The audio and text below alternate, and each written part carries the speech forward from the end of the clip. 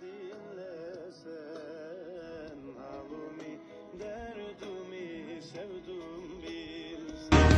Dağların dumanı, akarın limani, ayrılık tadında daha